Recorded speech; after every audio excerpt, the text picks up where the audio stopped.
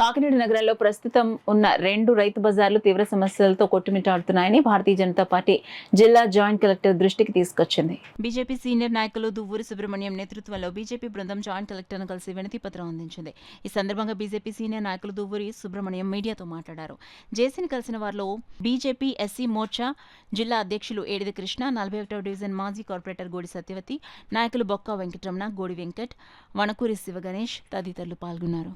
Parking place లేక అక్కడ ఉన్నటువంటి 16 అడుగుల రోడ్డు మీద, ఎందుకంటే ఒక పక్కని ఫ్లైఓవర్ ఆక్యుపై చేసింది, మరో పక్కన ఎంక్రోచ్మెంట్స్ ఉన్నాయి.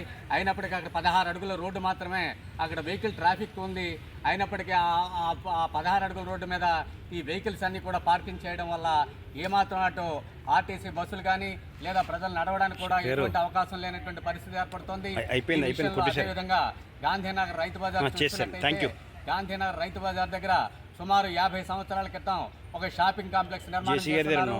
ఆ షాపింగ్ కాంప్లెక్స్ ని దాదాపు డెవలప్డ్ కండిషన్ దీన్ని కంప్లీట్ గా డెమాలిష్ చేయాలని చెప్పేసి జేఎన్టీయూ కాలేజీ ఇంజనీర్స్ చెప్పినప్పటికీ కూడా అదే కాంప్లెక్స్ నేటికి కూడా కొనసాగుతుంది.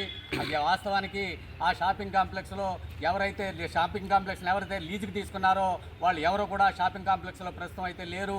దాదాపు బినామీలతో కొనసాగుతుంది. అందులో ఉన్నటువంటి చాలామంది లక్షలాది రూపాయలు మున్సిపాలిటీకి కూడా బకాయి అన్నట్టుగా తెలుస్తోంది.